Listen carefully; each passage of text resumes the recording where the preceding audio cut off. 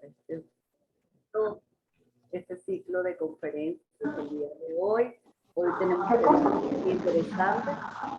El tema de hoy es seguridad en salud, es el monitoreo moderno de sistemas de salud pública con el doctor Richard Garfield. Hoy nos acompañan los estudiantes del Diplomado de Salud, nos acompañan las cuales han sido invitados también participantes de otros diplomados que tenemos en este momento ejecutándose dentro del IESA, de la institución, y algunos otros invitados, digamos, que les interesa el tema y que también pudieron registrarse para estar presentes el día de hoy.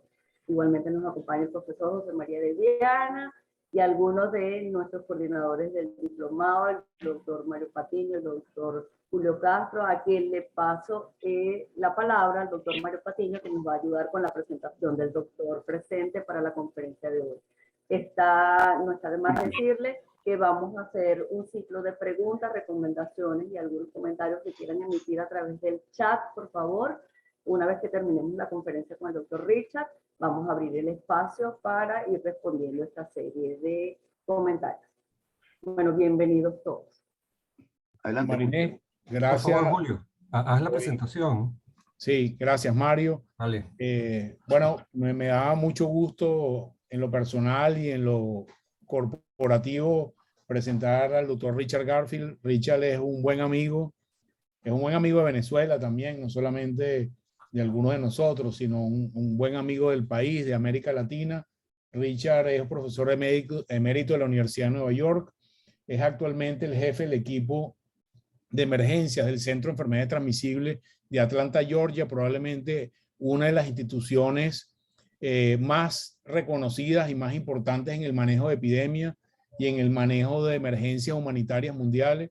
Richard ha tenido a su cargo la responsabilidad de manejar crisis mundiales como las últimas recientes, ébola, H1N1 y actualmente algunas responsabilidades muy importantes. Richard además ha estado por toda América Latina formando personas en el área de epidemiología, enfermedades infecciosas y control de infecciones desde hace muchísimo tiempo y como le dije, quiere mucho a nuestro país. Él no duda en ningún momento en poder estar con nosotros hoy y va a estar también en alguna parte de la formación de ustedes en el diplomado y estamos haciendo los arreglos necesarios que tiene ciertos componentes en el orden diplomático para que Dios mediante alguno de ustedes pudiera estar con él en algún momento en Atlanta al final del curso como parte de los sites que vamos a ofrecer de pasantía. En este momento Richard tiene a una estudiante venezolana, una doctora internista que queremos mucho, que está con él con una desempeño muy destacado y después pues vamos a hablar un poco sobre eso. Sin más, los dejo con Richard y es un gran placer para mí que esté con nosotros. Adelante, Richard. Muchísimas gracias, Julio. Siempre es difícil hablar después de la presentación que tú eres una persona tan grande. Yo me siento un poco pequeño y hay que aclarar que yo no he manejado muchas de las respuestas. Yo estoy siempre en posición de ayudar a las autoridades locales en respuesta a emergencias. Julio me había pedido hablar un poco sobre mi historia, porque son algunos de los papeles que usted lo puede tener en el futuro a base del curso. Yo me preparé como enfermero y luego yo hice una maestría y doctorado de salud pública en la Universidad de Colombia. Y yo me fui a Centroamérica para trabajar en control de malaria en tiempo de guerra de los 80 y he seguido en varias partes del mundo ayudando a organizar servicios de salud para la población civil, para protegerlos o de guerras o de desastres que estaban pasando a sus países. A base de eso, se me reclutaron y yo estaba a cuadro de la Organización Mundial de Salud en Ginebra para algunos años. De allí salí de Europa y volví a los Estados Unidos y ya tengo 9 años trabajando en el centro de el CDC de los Estados Unidos. Yo no era una persona que se pudiera haber esperado iba a terminar como cuadro del gobierno, pero así soy. Representante del gobierno americano en la Agencia más humanitaria del gobierno, se puede decir. Y como Julio ha dicho, que tiene mucho que ver con el control de enfermedades y respuesta a situaciones humanitarias en el mundo. De hecho, no puedo llegar a Venezuela en el momento, pero sí estamos ayudando en varios países. En nuestro grupo de emergencia tenemos 45 personas en control de enfermedades, en reforzar sistemas de salud, control y manejo de aguas, vacunas y intercambio con los ministerios de salud en la respuesta médico a situaciones, tanto técnico como de ayuda. O sea, CDC no es una organización financiera, pero sí tenemos un poco de dinero. Y ayudamos al gobierno americano, los gobiernos europeos y los bancos, el BID y el Banco Internacional en sus inversiones en la salud a nivel técnico. Somos fundamentalmente grupo técnico que trabaja sobre eso. Así que yo he podido trabajar un poco de todo, pero lo que siempre se ve son los limitantes de respuesta a emergencia que son del momento, pero costoso y muchas veces no se deja mucho para el futuro, para la reconstrucción y estabilización de las áreas de salud. Con el antes director de CDC, vimos a los varios programas que tuvimos y los varios programas que tienen que ver con salud pública, porque siempre nos llega la pregunta, ¿qué es la salud pública? Que es más que salud asistencial a nivel de población. Tiene que ver con salud colectiva y actividades que bajan más allá de la relación entre un practicante y un paciente. Pero está disperso y son muchísimos los programas. Entonces pasamos como año y medio evaluando lo que hicimos y hicimos lo que es básicamente un paquete. Y eso es lo que voy a describir ahora para ustedes, los elementos del paquete de lo que se ve como salud pública para responder a brotes y a emergencias en el mundo. Y lo voy a describir porque se sigue haciendo base para el trabajo de CDC en los países, pero más se ha adoptado muchos de las agencias internacionales. Son términos que se van a escuchar ustedes en su trabajo en el futuro. Lo que se llama Global Health Security, seguridad de salud. Bueno, realmente no tiene una traducción muy buena. But Global Health Security, GHS, Global Health Security. Es eso que quiero hablar hoy. Y voy a estar hablando como por 30 minutos, darle los elementos para tratar de balancear un poco de su experiencia clínico, pensando en los sistemas más amplios. Y yo creo que no la estructura o los detalles como tal, pero el concepto de eso tiene mucho que ver con Venezuela y su futuro, porque como se ha deteriorado los sistemas y se tiene que reconstruirlos para el bienestar del país, para proteger la población, todo eso, se va a ver esos elementos, o sea, ustedes son la gente que lo van a adaptar a su situación.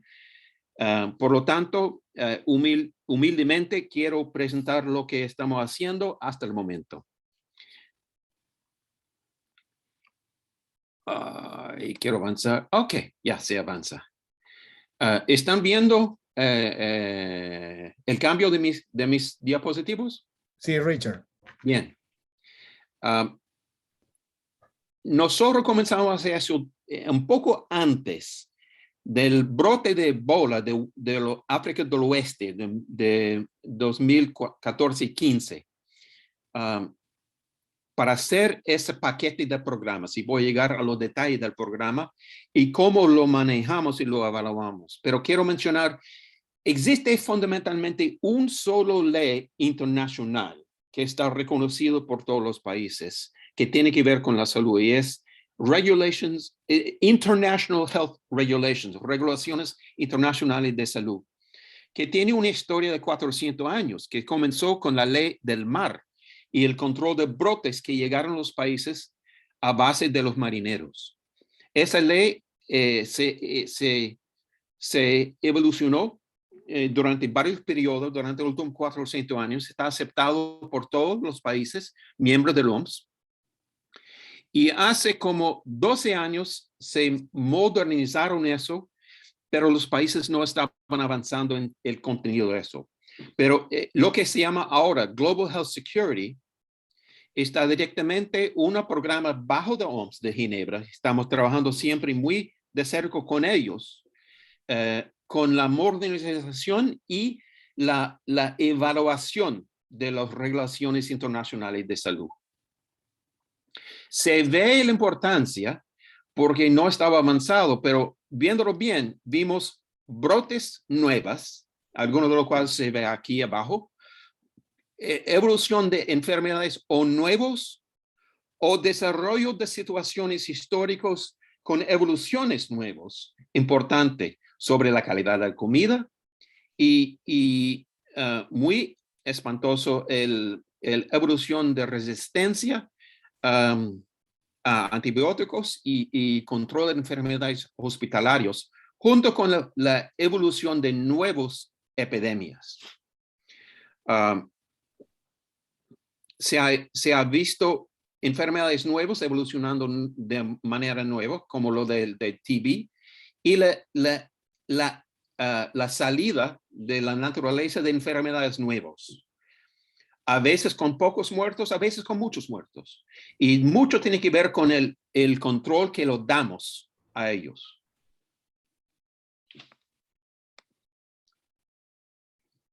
Con la rapidez del movimiento internacional durante, bueno, realmente hace como 10 años, los vimos en la brote de MERS, una evolución rápida que no habíamos visto antes, que de nuevo enfermedades que surgen de población, puede ser desconocido y puede aparecer en cualquier punto del mundo dentro de 24 o 48 horas.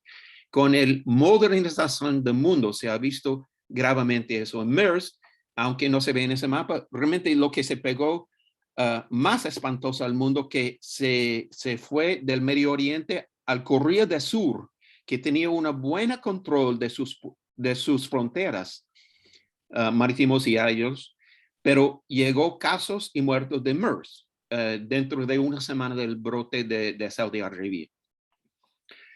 Con estos nuevos evoluciones de enfermedades, estamos viendo una nueva enfermedad saliendo de la naturaleza en promedio cada 2 años. La mayoría de estos no son graves, pero de vez en cuando los que estoy mostrando en esos diapositivos han llegado a ser graves.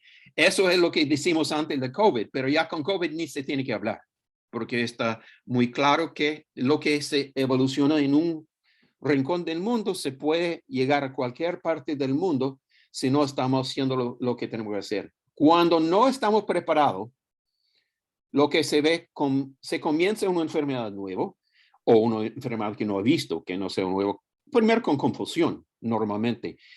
Muchas veces luego los gobiernos se niegan la existencia y como se experimentó eso con Ebola y con COVID, una negación político o diplomático y luego una sobrereacción que lo experimentamos en muchos países.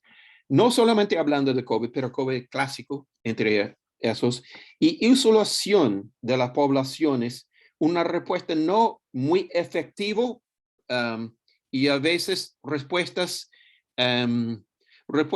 espontáneas y no eficientes. Tenemos que hacer mejor. Con el desarrollo, con resistencia,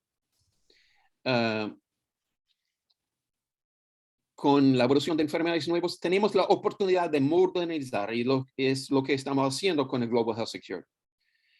Ahora, lo que hicimos en ese proceso de 2 años que mencioné, de los últimos 10 años en CDC, hicimos un paquete queríamos hacerlos, simplificarlo, pero aún se queda un poco complicado. Eso es mucho menos complicado de lo que era.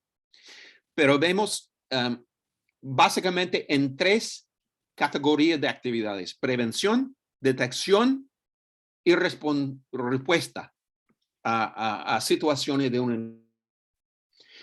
Sobre la prevención, se tiene 7 títulos o capítulos. Legislación, política y financiamiento de los sistemas de salud pública para poder hacer lo demás.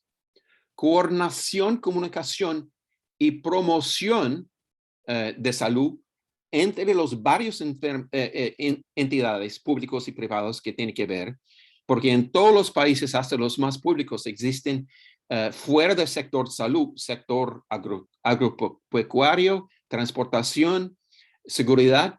Todos los sectores tienen algo que ver en la prevención, detección y respuesta a emergencias. Resistencia de antimicrobianos, que se tiene que estar monitoreando y usando los laboratorios para saber dónde están y hacer respuestas adecuadas médicas. Zoonosis, las enfermedades del sector no humano, porque es de allí donde salen la mayoría de las nuevas enfermedades, que son enfermedades que ya existen, pero que se varían para poder entrar a la población humana. La calidad de los alimentos, bioseguridad y bioprotección. Bioseguridad tiene que ver contra riesgos introducidos intencionalmente, y bioprotección sobre los riesgos que existen en la biología, el manejo de las enfermedades, digamos. Otro capítulo, inmunización, que es de lo más básico. Entonces, esos 7 capítulos contemplan lo que llamamos parte del paquete básico de salud pública que tiene que ver con prevención. Luego entra el parte que más se ve a ustedes como clínicos, la detección de esas enfermedades, pero no a nivel individual, a nivel de poblaciones. La necesidad de un sistema de laboratorios capaz de hacer los diagnósticos, la vigilancia de salud, que básicamente es mi campo de lo que se llama epidemiología, la vigilancia buscando para encontrar las enfermedades cuando existen, el manejo de la información entre vigilancia, servicios de salud, laboratorios y otros, y la preparación de recursos humanos como ustedes para poder estar trabajando en esos sistemas. Luego, el parte de la respuesta a brotes o enfermedades o situaciones incluso humanitarias que son, digamos, un desastre, que no sea una enfermedad como tal. La preparación para responder a emergencias, muy básico. Tener un centro listo con la informática, con el equipo para responder. Las operaciones de los centros de emergencia, que tiene que ver más que todo con los equipos que se mandan del nivel central al lugar de respuesta, donde hacen la vigilancia, el trabajo del laboratorio, etcétera. Vinculación entre las autoridades de salud pública y los de seguridad, que era un gran lío en el asunto de Ebola en West África, porque no pudieron hacer los controles sin la participación de las autoridades de seguridad.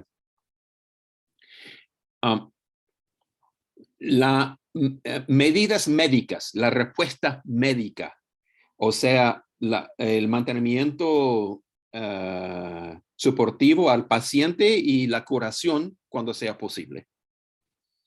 Y muy importante la comunicación de riesgos para hacer coordinación entre las poblaciones, para entender los riesgos y responder de una forma adecuada, no solamente a los pacientes, pero a los médicos, a todo el mundo. Y yo diría uno de los puntos más débiles que estamos viendo en la respuesta siempre a COVID. Luego llegó 3 otros puntos que lo vemos como esencial, pero que no se encajó en los 3 capítulos de prevención, detección y responder. Puntos de entrada al país para el control de movimiento de personas que pueden estar portadores y distribuidores de las enfermedades. Eventos químicos y emergencias radioactivas. Claro que son muchas cosas que no están aquí, pero esto ha sido muy útil para el OMS, para el CDC y para los otros gobiernos, para pensar cuáles son los elementos básicos que se tiene que tener cada país, cada sistema de salud, para poder prevenir, detectar y responder a problemas colectivos de salud de forma emergente que puede pasar o que están pasando. Cuando enfocamos en esos 19 áreas, sabremos que tenemos la mayor actividades necesarias en nuestra vista. De esos 19 áreas, aceptado por el OMS como el Global Health Security, lo que luego evolucionamos era 48 indicadores. O sea, de cada uno de estos áreas tiene 2 a 5 preguntas claves para saber cuáles son su capacidad y su nivel de respuesta. Y te voy a dar un solo ejemplo, disculpe que está en inglés. Eso es una de las 48 preguntas para que se vea la naturaleza de la evaluación que estamos haciendo. Sobre la vigilancia, habían 3 o 4, no me acuerdo, preguntas. Me avanzó. Me avanzó por accidente. Voy a salir para poder entrar de nuevo, porque no se quiere retroceder. Oh, sí, ok, bien. Tenemos en cada 19 áreas, 48 preguntas claves. A cada uno de esas 48 hay 5 niveles de capacidad, que es una combinación de información cuantitativa, que es objetivo, y cierto nivel de cualitativo para interpretación de sus niveles de capacidad. Y eso realmente era el parte genial del CDC, el director, de poder primero encajar lo básico de salud pública en 19 áreas y luego hacer manera de evaluar la capacidad de cualquier lugar local o cualquier lugar, un país o incluso un continente, de pobre a fuerte con criterios que se pudiera evaluar que son comparativos entre un lugar y otro, entre un momento y otro. Semi-cuantitativo. Se quería hacer tan objetivo como posible, pero con cierta interpretación. Y no quiero entrar en eso porque llega a ser bastante detallado. Cuando hacemos una evaluación en un país, se demanda 5 días por lo menos, porque se tiene que discutir y buscar mucha evidencia del nivel y negociar con la gente para que llegamos a un entendimiento conjunto de cuál está su nivel, y lo valor de eso es de saber qué hacer para subir su capacidad. Eso llegó a ser un factor esencial para que el Banco Mundial se puso unos billones de dólares a los países para poder decir, si estás al nivel 3, damos el dinero para que llegue en cierto periodo de tiempo al nivel 4 con las siguientes actividades.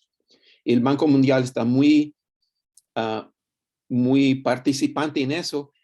Realmente era a base del brote de Ebola, porque se vio que el mundo perdió tanto dinero con los brotes, y eso sin hablar de COVID, donde no eran billones, pero trillones de dólares que el mundo perdió por no tener la capacidad y respuesta adecuada.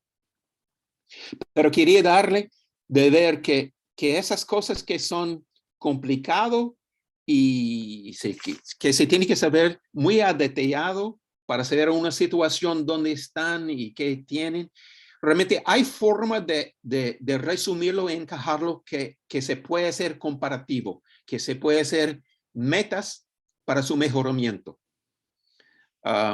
Y eso es lo que llamamos ya el paquete de salud pública para los países. Son 108 países que han hecho su propia evaluación de eso, y se ve el resumen del valor, que algunos países están más avanzados, pero la mayoría no tiene la capacidad. No se nota aquí en ese mapa de América Latina. Actualmente son Belice, República Dominicana, Haití, que han hecho, y Chile y Colombia han hecho algunas actividades sin hacerlo paquete completo. Del Medio Oriente y África se han hecho más. Y yo creo que es porque el Banco Mundial estaba listo de invertir en su desarrollo de los sistemas de salud pública. Nunca pensamos que iba a ser más que 100 países que lo hicieran. Y esa evaluación es un punto donde se pensaron si iba a comenzarlo. Pero la verdad es que no tiene que comenzar con una evaluación global del sistema. El sistema manejado por el OMS ahora, del IHR, que se ve aquí arriba, International Health Regulations, contempla no solamente las evaluaciones que se resumen como SPAR, que cada país está reportando a Ginebra anualmente a sus niveles de esos 19 áreas. Pero tal vez más importantes son la revisión que se hace en un país después de un brote o después de un desastre, de ver cómo hicieron actualmente en el evento. Viendo esos varios áreas, bueno, claro que si no es un evento químico, no tiene que ver con esa de las 19 áreas, pues se buscan las áreas importantes. Y para COVID, realmente son 6 áreas que son las más importantes. Las medidas de la respuesta médica, comunicación, laboratorio, vigilancia, inmunizaciones y un otro que no me acuerdo. Para cada tipo de evento se ve los que están importantes y se busca de revisar qué hicimos de bueno, qué eran los limitantes, qué se tiene que hacer para mejorar lo que se hace. Y si por acaso no tiene eventos en el año, que sería una bendición, ya que tenemos tanto, se recomienda que el país hacen 2 simulaciones de un evento en el año para estar listo. Así se ve como lo que está entendido como el programa de mejoramiento, que no es solamente una evaluación, pero evaluaciones en continua para ver sus niveles, para saber qué hacer para seguirlo, y para volver de vez en cuando, muy de vez en cuando, de medir para saber dónde están. Yo estoy muy a favor de los after action reviews, porque yo creo se base no solamente en lo teórico de lo que tiene el sistema, pero los eventos y la actuación actual. Y acabamos de hacer uno en Colombia, que era muy rico, con 32 recomendaciones simples para mejorar su respuesta en continua a COVID. Y en muchos países se puede hacer eso a nivel práctico. Le voy a mencionar ahora, con los próximos 3 o 4 diapositivos, una evaluación que hicimos en los primeros 6 y 15 meses del pandémico de COVID. Buscábamos el nivel de la evaluación de los países que había hecho una evaluación, el JEE, la evaluación que vi con los 5 niveles. Los países que tenían niveles alta y los países que tenían niveles baja. Y vimos cómo era su respuesta en el mismo país comparado con su brote inicial de COVID. Lo que se ve, tal vez es un complicado aquí, pero te explico, los países que eran mejores tuvieron menos casos luego del primer brote comparado con los países que tenían niveles baja de seguridad de salud durante los primeros 6 meses. Pero pasando los primeros 6 meses, los países que tenían el nivel de capacidad que se midió como baja eran igual y se mejoró comparado con los altos. Lo voy a repetir de la forma más fácil. Los países que comenzó con una capacidad de fuerte inicialmente respondieron mejor al COVID, reduciendo el número de casos comparado con los países que no tenían buenos niveles. niveles de laboratorio, niveles de número de personas empleadas en el sistema de salud pública, nivel de entrenamiento de la gente, capacidad del sistema de vigilancia. Pero después de 6 meses, los países con mejores niveles no funcionaron mejor que los otros. Y eso se vio igual los países ricos, que eran los blancos, comenzaron haciendo mejor, pero luego no funcionaron mejor que los otros. Los que sí funcionaron mejor eran los países que habían tenido brotes de SARS o MERS durante los últimos 5 años antes del brote de COVID. Eso tiene muchas implicaciones, y implicaciones buenas, yo creo, para Venezuela. Porque quiere decir que toda la inversión en edificios, en entrenamiento y sistemas, monitoreos, equipos del Centro de Respuesta de Emergencias, capacidad de laboratorio, puede tener todo lo que quiere en el mundo y no usarlo bien. Si los países que están interesados en funcionar bien respondan, se consiguen las medidas, puede costar 6 o 8 meses, pero se puede manejarlo mejor. Y los Estados Unidos es un buen ejemplo, donde tuvimos toda la capacidad que se pudiera esperar, pero la respuesta no era tan adecuada. Problemas de comunicación, problemas de liderazgo, problemas de laboratorio y pruebas de COVID que no eran, por todo el entrenamiento y inversión que tuvimos, no funcionamos mejor que los países de África. Inicialmente sí, porque tuvimos más con qué trabajar al inicio. Pero con tiempo, los que interesa hacerlo, y más que todo los países que tienen una experiencia reciente con otros brotes donde hay problemas de monitoreo, de vigilancia, de laboratorio, ellos sabían cómo movilizar sus recursos mejores. O si no tuvieron los recursos, se lo consiguieron lo esencial de rápido. Digo que eso es un ejemplo optimista de alguna forma para Venezuela, porque en Venezuela históricamente han tenido niveles muy buenos. Para América Latina eran del líder y se han deteriorado.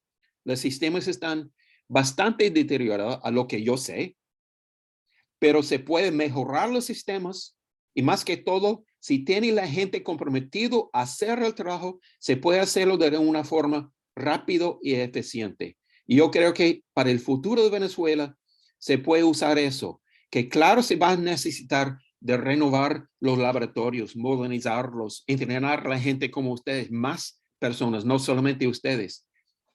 Pero se puede hacerlo no con largo tiempo cuando hay el liderazgo que lo permita. Esos son algunas de las lecciones que tengo. Primero, que vale la pena medirlo. Segundo, que vale la pena no tratar de medir todo. Se mide lo que está importante en su situación por las enfermedades que tú tienes en particular en el momento o que se están esperando a tenerlo. Que se aprende mucho de la experiencia reciente de lo que funcionó y lo que no. Cómo se hicieron una red de laboratorios en el último brote y cómo renovarlo o actualizarlo para el momento. Te voy a decir un ejemplo de Colombia. Hicimos una revisión de su trabajo con Zika y se vio que los laboratorios no eran en coordinación buena. A base de esa crítica, se establecieron una red con su reglamento legal entre laboratorios privados y públicos que sirvió mucho mejor ahora con COVID. Mejor en Colombia que en los Estados Unidos, por aprender de sus limitantes de antes.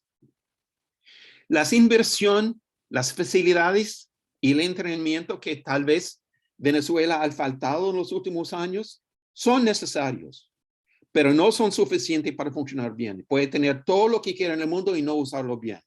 Y puede tener condiciones limitadas y usarlo mejor y saber qué se tiene que conseguir para funcionar mejor.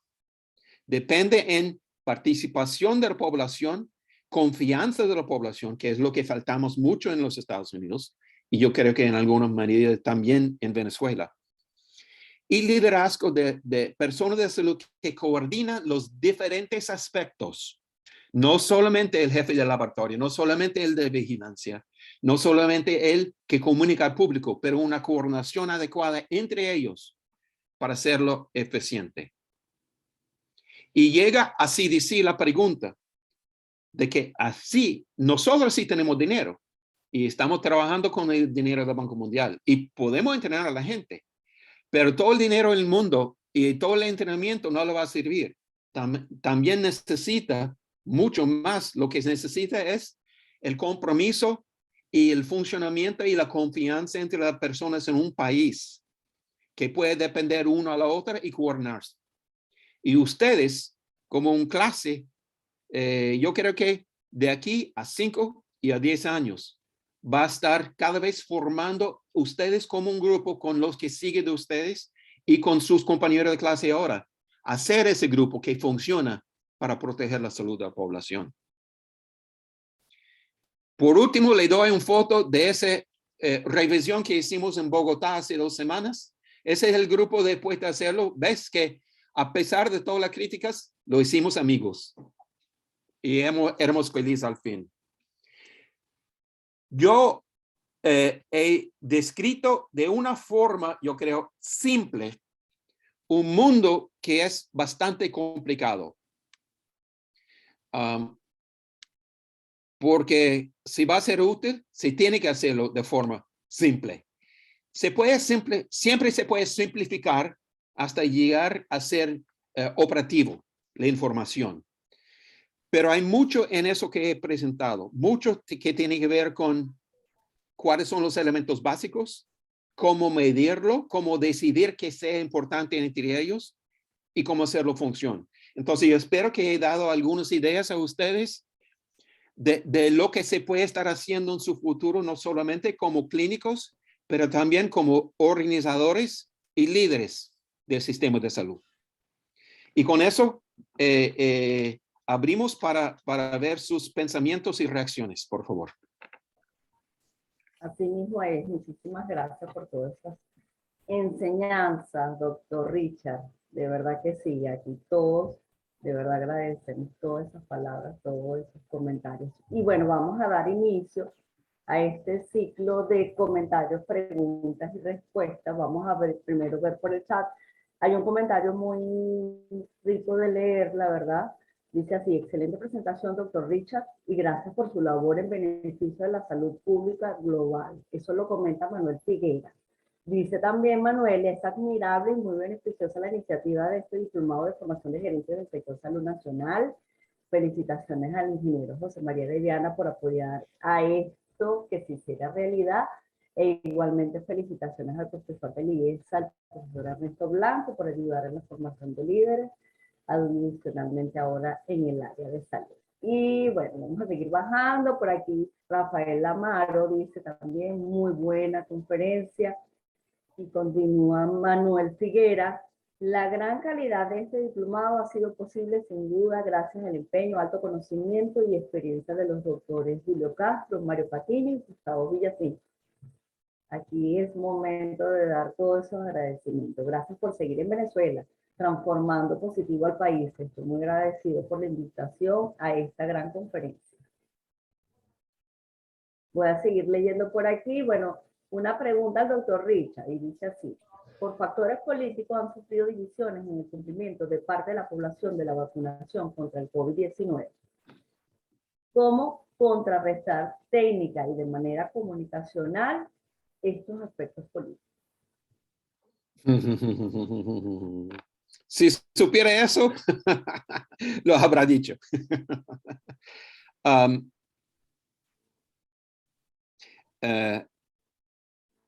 Siempre tenemos la gran ventaja, yo y ustedes todos, que nuestro interés es el bienestar de cada persona. Somos al favor de su bienestar de ellos, en la nuestra colectivo. Los políticos tienen otras cosas para ver. Se tiene que ver con sus aliados, se tiene que ver con la ganancia. Y su mundo es complicado. Yo no estoy criticándolo porque es otra entidad.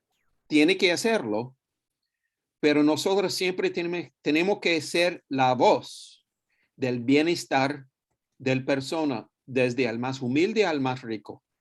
Y a veces vamos a ganar con esto, la lógica o lo razonable, y a veces no vamos a ganar. Siempre en COVID, si sabe la historia de los Estados Unidos, hemos perdido más que ganado.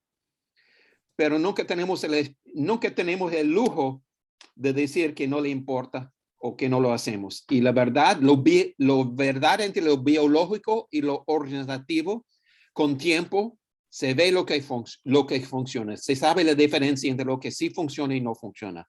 Y con tiempo lo establecemos cosas mejores. Como dijo Martin Luther King, el arco de la historia llega a la justicia, pero el arco es muy largo.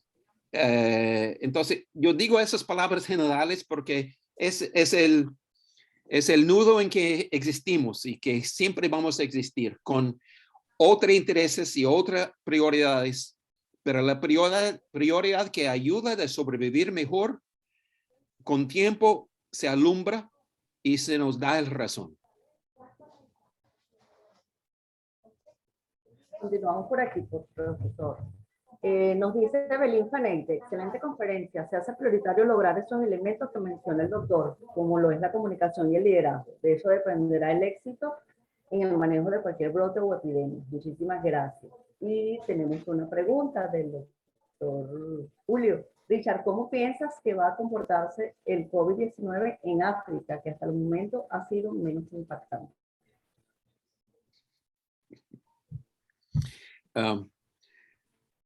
También me olvidé de mencionar que no tengo una bola mágica para saber el futuro.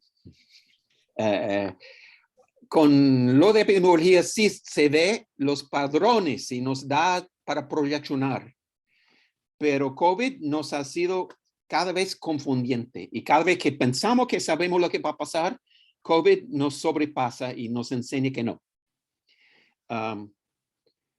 África se pensaron por pobreza y por condiciones nutricionales no muy buenas y sanitario a veces en ciertos lugares no muy buena, aunque se ha mejorado mucho durante los últimos 25 años.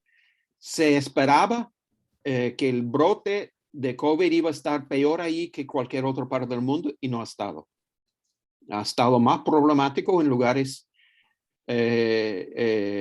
más ricos del mundo, pero no solamente los más ricos, donde está mayor por un momento, luego es mayor en otro momento, en parte porque es un virus que está cambiando y está buscando cada vez en el sentido de Darwin, cómo infectarse mejor. Y ya tenemos el Omicron que está muy darwiniano de saber cómo infectarse mejor. Que lógicamente parece que surgió en poblaciones comprometidos en el sur de África. Se puede esperar que se va a distribuir mucho más en África y en otra parte del mundo, en Holanda y el Netherlands, Inglaterra y Finlandia. Se están viendo ahora que están subiendo y se espera que va a ser el tipo mayor durante las últimas 2 semanas en los Estados Unidos. Se espera a fines de diciembre o enero que va a ser la cepa más común. Pero más que 1 o 2 meses no se sabe. ¿Y por qué no ha estado tan mal en África hasta el momento? Tenemos varias teorías, pero no estamos claros de por qué. Puede ser factores genéticos, puede ser condiciones inmunológicas que tienen que ver con las varias enfermedades que se han sobrevivido para llegar al día, pero no estamos muy claros de por qué no ha estado tan mal en África y nos da la humildad de saber que no sabemos qué podemos esperar.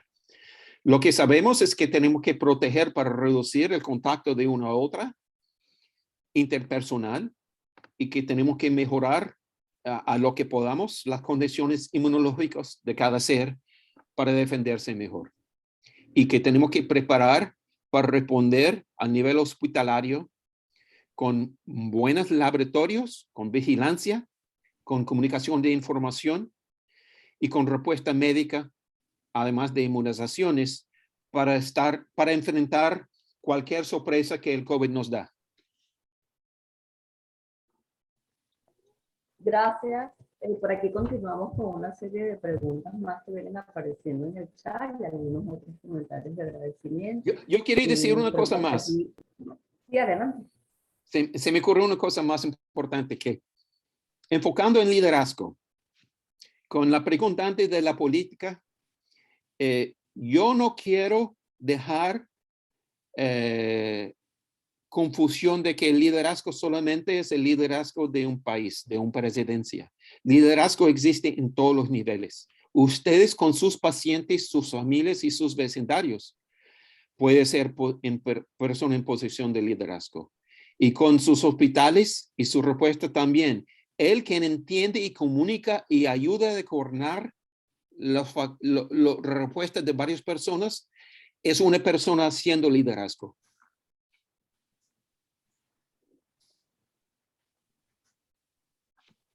Eso era. Ahora, gracias, doctor Richard. Continuamos con una pregunta más que tiene por aquí Patricia Valenzuela y dice así. ¿Está Venezuela participando en esta iniciativa de Global Health Security o podría participar a corto plazo?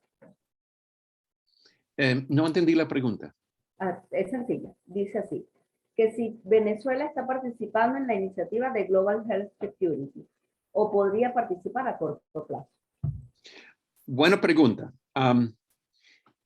Como es una entidad ya de la Organización Mundial de Salud y que está bajo la ley de International Health Regulations, el OMS es una organización de gobiernos.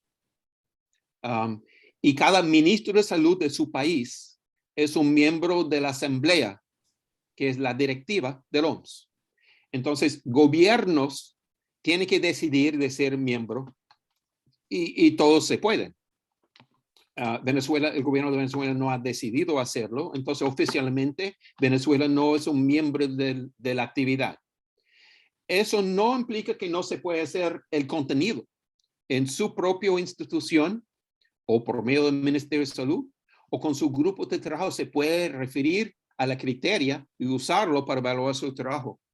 Y se pudiera organizar tal vez una review al nivel grande si quisiera hacerlo el Ministerio de Salud o su instituto. Nada limita la participación científica en el contenido, pero sí organizacional tiene que ser gobierno al gobierno porque así es la estructura de la Organización Mundial de Salud. Yo algún día espero que ustedes, cuando tienen la oportunidad de hacer una reconstrucción al sistema de salud, que se puede usar en parte ese criterio para ver dónde era su nivel cuando era el mejor que tuviera antes, hasta dónde se cayó y cuál sería el camino más fácil, más rápido, más directo para llegar a los niveles que tuviera antes y sobrepasarlo para llegar a los niveles que se necesitan hoy en día. Si ustedes están familiarizados con la criteria y contenido de eso, yo creo que eso hace un plan de reconstrucción del país mucho más efectivo que lo que pudiera ser consultores de afuera del país, que es lo que muchas veces pasa. Pero eso en algún día yo creo que se ayuda a poner los pies en la tierra en actividades prácticas. Y seguramente que no todo funciona para ustedes, pero quería exponerte para conocer un poco de ese mundo.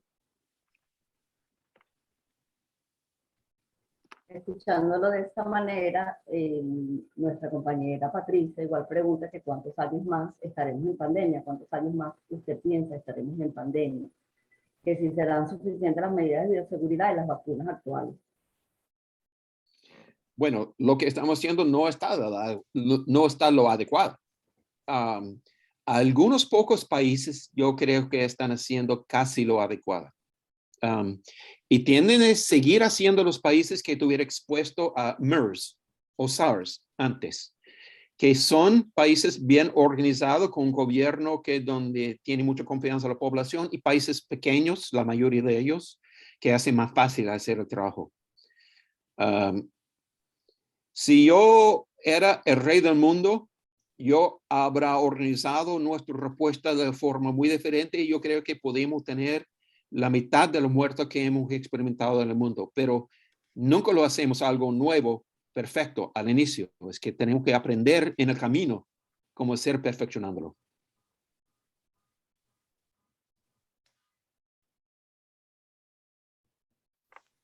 Gracias, doctor.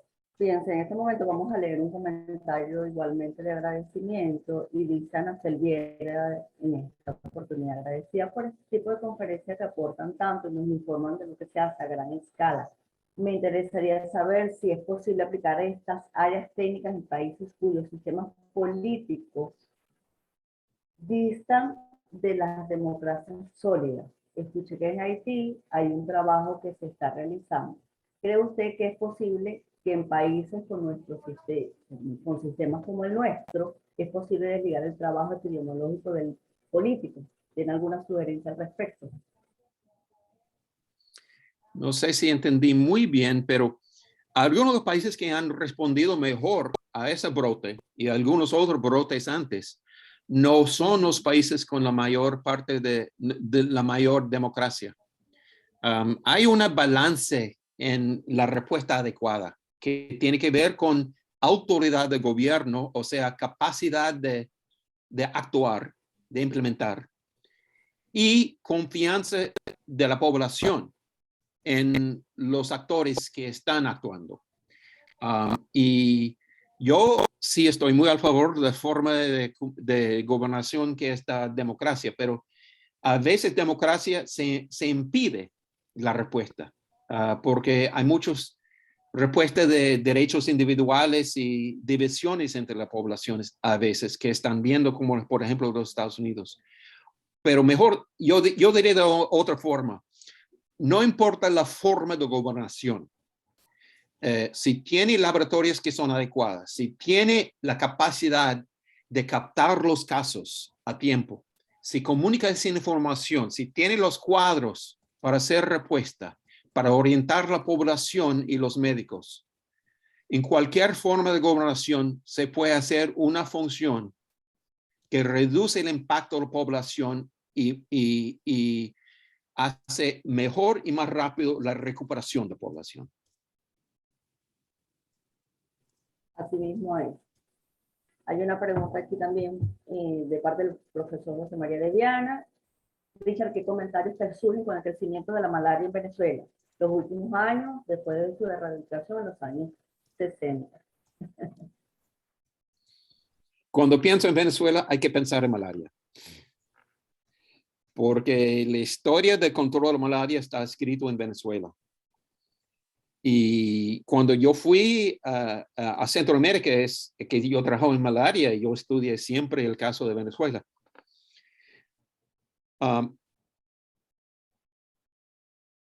Se sabe qué hacer, se sabe lo que funciona.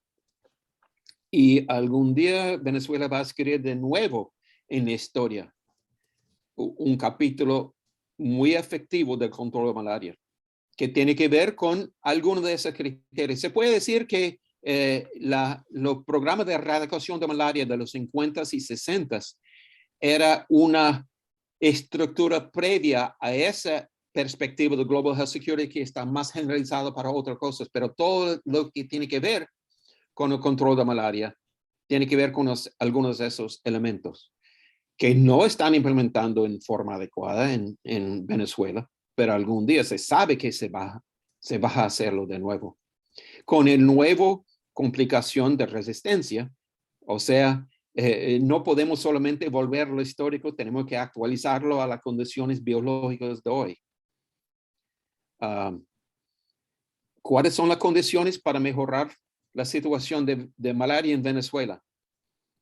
Yo quisiera estar un oyente en una presentación sobre eso, porque yo no tengo los detalles de su país. Pero seguramente tiene que ver con diagnóstico de los casos y tratamiento a tiempo, tratamiento de frente al individuo y educación al paciente para que se tome el tratamiento completo y con un vigilancia alrededor del individuo diagnosticado para hacer diagnósticos y control e interrupción de transmisión en un área local y generalizar eso de las áreas de más intensa transmisión a otros lugares. Y con eso yo creo que se va a ver una reducción rápida de casos de malaria. Pero no se puede hacer eso sin una gobernación local competente, porque eso depende en cierto nivel de paz o de situación pacífica, por lo menos, para que los agentes de salud no están solamente respondiendo a un caso que le presentan en clínica. Así es, con ustedes todos saben. doctor Richard, con lo que usted comenta, doctor Richard, quizás, como dice usted, los doctores que están en Venezuela y de repente nuestros coordinadores aquí, el doctor Julio Castro o el doctor Mario, nos pueden compartir algo al respecto de la malaria que esté como más actualizado. No sé, los invito si tienen algún comentario o podemos continuar con una pregunta más que tenemos en el chat. Doctor Julio, no sé si nos quiere comentar algo al respecto. No, solamente darle las gracias a Richard por esta interesante exposición y aprovechar de su experiencia en otras partes del mundo. Ciertamente la situación en Venezuela se ha venido complicando por varios factores que tienen que ver con factores epidemiológicos propios de las zonas tropicales, pero también administrativos y políticos. Y como bien dijo Richard, para poder tener estrategias en relación al control de estas enfermedades que han estado controladas, requiere entender, en el caso malaria específicamente, el tema del manejo de irregulares o de grupos irregulares en la zona complica mucho la situación, cosa que ha pasado en otras partes, fundamentalmente del África subsahariana. Solamente me queda darle las gracias a Richard por haber estado con nosotros, esperarlo verlo pronto con los estudiantes y estoy seguro que todos aprovechamos mucho sus palabras.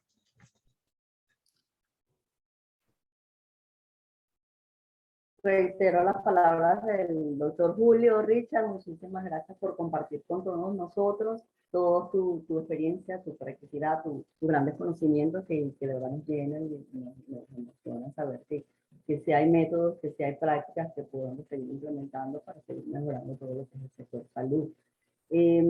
Quiero leer un comentario más de agradecimiento que todos los que están aquí asistentes están muy agradecidos, han venido agradeciendo las respuestas que has venido dando a sus preguntas. Bueno, no sé si alguno de los doctores coordinadores tiene algún comentario adicional para poder dar cierre a la conferencia de hoy. Profesor José María. Doctor Mario, adelante. Agradecer la participación del profesor Richard, pues nada, realmente complacido con su experiencia compartida. Excelente. La mayor gracia sería en la aplicación. Espero ver lo que se pasa en ustedes en el futuro y espero que yo y CDC nos pueda acompañar y ayudarles a hacer lo que tanto que tiene que hacer. Por aquí Gustavo Villamil levantó la mano. Adelante, profesor. Voy a abrir el micrófono.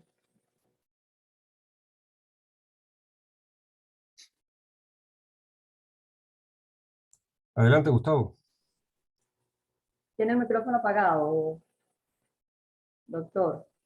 Sí, bueno, para, por supuesto, unirme a la gratitud expresada ya a nuestro invitado, al doctor Garfield. Creo que ha sido una disertación de lujo, pero solo destacar algo que él ha reiteradamente referido, es el rol del liderazgo.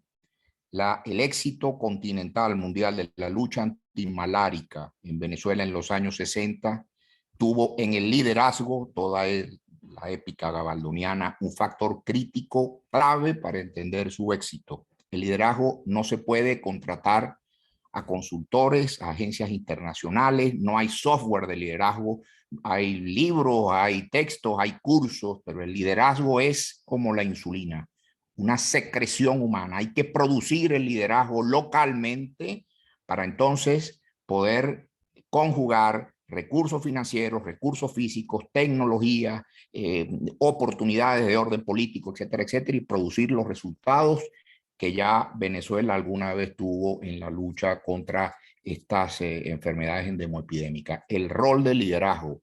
Nuestras escuelas de medicina, de salud pública y de ciencias políticas dedican acaso alguna que otra hora crédito a tan importante materia. Quiero destacar eso por lo reiterado de la referencia que el profesor Garfield ha hecho a ese tema, a ese aspecto a lo largo de su brillante oposición, que nuevamente le agradezco, doctor.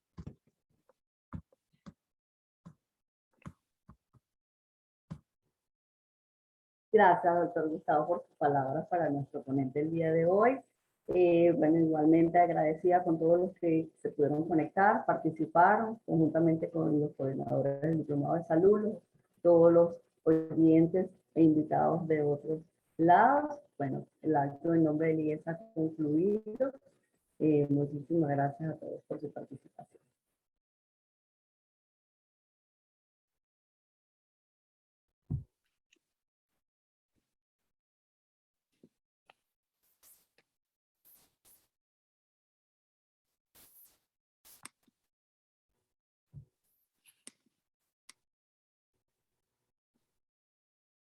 Si gusta, deja de compartir.